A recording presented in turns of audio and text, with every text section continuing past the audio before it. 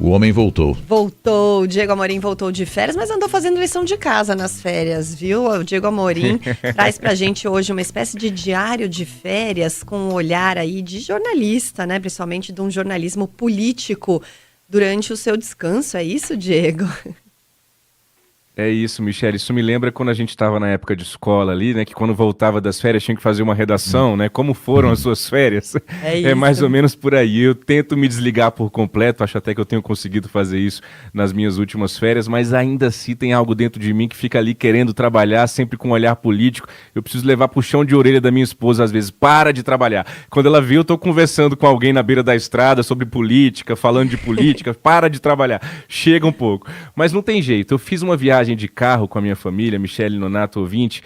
É tão legal viajar de carro, né? Não sei você, ouvinte, mas eu sou apaixonado por viagens de carro. Acho que a gente tem uma visão do país, uma visão das coisas completamente diferente. Eu tinha tanta coisa para contar aqui, você pode puxar o cafezinho aí. Tem um jornalista, Gay Talese, que é o pai do jornalismo literário americano, que dizia que se ele fosse chefe de redações de jornal no mundo inteiro, ele tiraria os jornalistas das capitais, das grandes cidades, dos grandes centros e espalharia esses repórteres pelos interiores, pelos grotões dos países, não só no Brasil, mas nos Estados Unidos, na Europa, porque ele costuma dizer, o Gay Talese costumava dizer, que ali acontece o Brasil real, o país real, né? A notícia verdadeira está ali, onde muitas vezes os holofotes não estão. Então eu anotei aqui alguns pontinhos que eu fui ao longo das minhas férias, ali abri um bloco de notas no celular e fui anotando algumas questões. Primeiro é a gente reparar como as estradas no Brasil melhoraram, né? Eu fiquei fazendo ali uma memória, viu, Michele Nonato? Esse mesmo caminho que eu fiz agora com a minha família, com meu filho, com a minha esposa, eu fazia com meus pais quando eu tinha ali um pouco mais do que a idade do meu filho.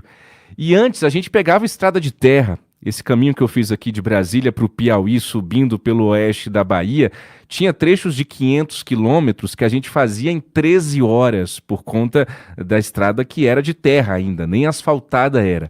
E dessa vez, fazia muito tempo que eu não fazia essa viagem de carro, muitos anos mesmo, as estradas estão perfeitas, perfeitas. Eu ouso dizer que as estradas estão perfeitas aqui, subindo de Brasília, pela Bahia, pelo Piauí, e aquilo me intrigou, e eu liguei para um líder político, um presidente de partido, que sempre me ajuda quando eu tenho essas coisas na cabeça assim, liguei para ele e falei: presidente, foi uma conversa informal, por isso que eu não vou dizer o nome, eu falei, por que as estradas brasileiras melhoraram tanto?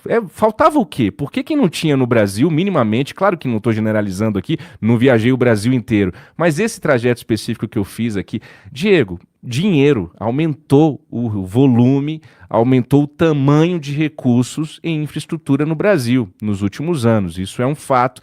E eu até fiquei curioso e eu vou correr atrás desses números, viu, Michele Nonato, essa semana, para ver realmente. Porque nós temos sinalização boa, a gente tem acostamento, alguns pontos pista dupla, é algo realmente muito novo para um Brasil que se acostumou com rodovias aí caindo aos pedaços durante tantas décadas. Então é um misto de mais dinheiro, mais recurso, e aí sobretudo agora com esse tal do orçamento secreto também que a gente fala tanto, isso ajuda a gente a ver as estradas melhores no país, e também de vontade política, né, de entender que as coisas mudaram, que as cidades não estão mais isoladas, que é preciso fazer conexões rodoviárias. O meu único lamento aqui é porque quanto mais a gente investe em rodovias, né, Michele Nonato, menos, na minha opinião, menos a gente olha para ferrovias, que seria um grande caminho para esse Brasil, e isso é uma outra história que implica até questões políticas e interesses aí décadas atrás no nosso país. Uma outra questão que eu trago para o nosso ouvinte, para vocês aqui voltando de férias, é a força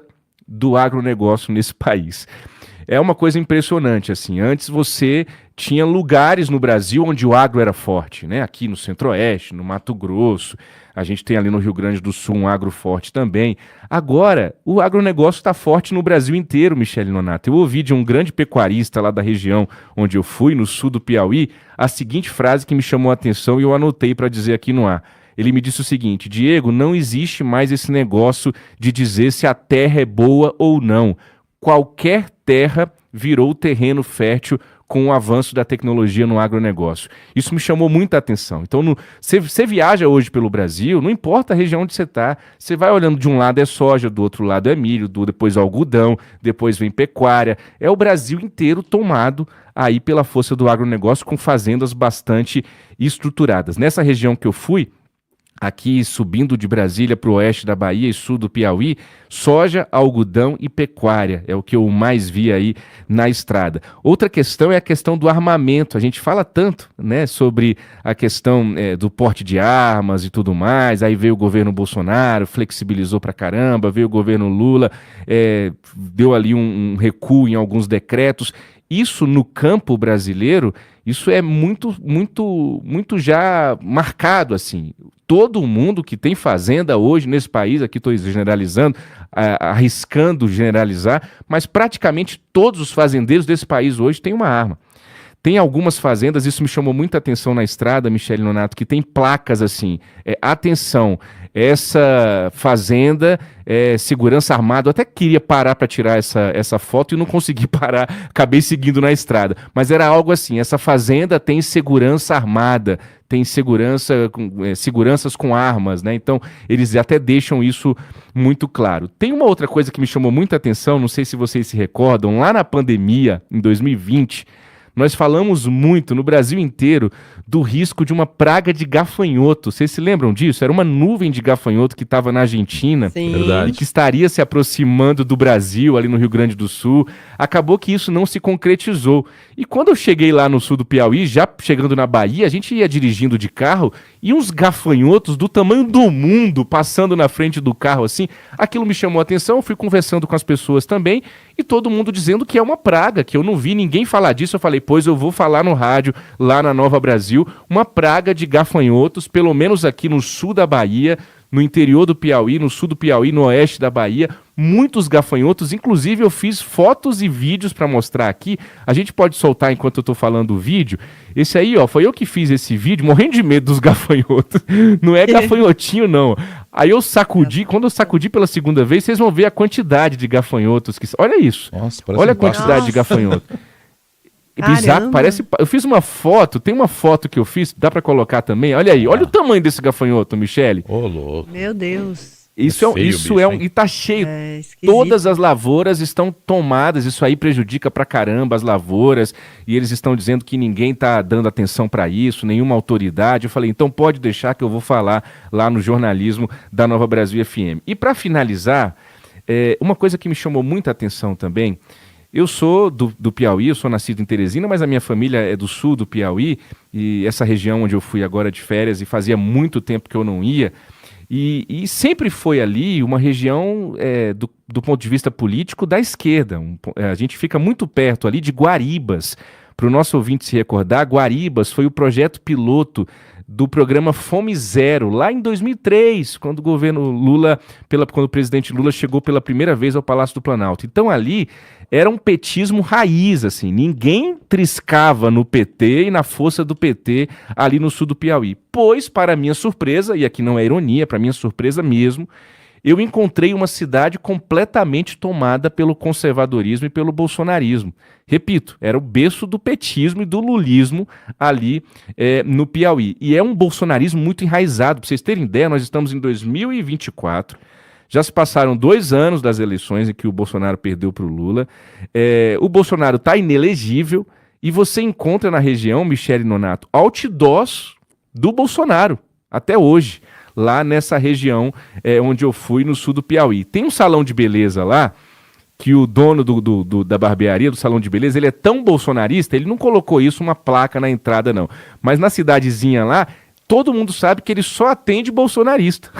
Se entrar um petista lá, alguém que não é bolsonarista, ele não atende. Isso não está muito claro, senão ele nem pode, né? Isso fere ali todas as leis de direito do consumidor. Mas diz que na cidade todo mundo sabe disso. Lá é uma barbearia de bolsonarismo. Teve uma menina que fez 15 anos lá agora, filho de um pessoal do agro também, que conseguiram um vídeo do Bolsonaro para passar na festa de 15 anos da menina, para dizer a vocês que é uma coisa impressionante quando a gente vê essa linha política tomando conta até mesmo de regiões do país onde a esquerda era muito forte. Por falar nisso, tinha gente lá falando do Pablo Marçal também. Então, Pablo Marçal já é conhecido lá no sul, numa cidadezinha de 15 mil habitantes no interior do Piauí. E eu devolvo para vocês, Michele Nonato, dizendo que nos próximos dias, cada viagem que eu faço, eu falo brincando, mas é porque jornalista não para de trabalhar, o nosso olhar político, o nosso olhar jornalista para a notícia, ele é mesmo 24 horas, e isso não é nenhum esforço, é o que a gente gosta de fazer, é a nossa vida, mas muito me chama a atenção, e eu vou conversar com muita gente agora que eu voltei para Brasília,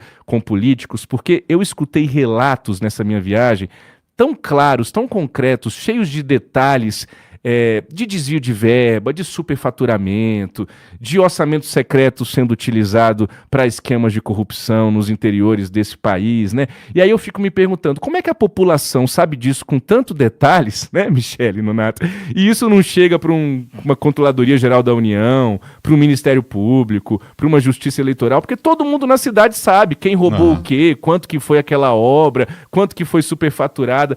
Toda vez que eu vou para o interior do Brasil, eu me espanto com essa situação que é o Brasil real, que é a política real. Todo mundo sabe quanto custa um voto, as compras de voto, qual é o candidato que roubou mais, que comprou mais voto. É a política da planilha. E a gente às vezes fica aqui nas grandes cidades, nos grandes centros, Michele Nonato, falando, orçamento secreto, mas lá no Brasilzão todo mundo sabe de tudo, viu? Menos aqueles que deveriam saber que fiscalizam. Será que não sabem, né? Quem deveria fiscalizar? Essa Cenas do nosso Brasil real. O sistema é forte e o sistema é bruto. É isso. Muito bom, Diego. Obrigado. Amanhã tem mais, hein? Até amanhã, gente. Obrigado pela E o nosso ouvinte corrida. José Dalvio falou que em Boquira, na Bahia, tá infestada de gafanhoto também, viu?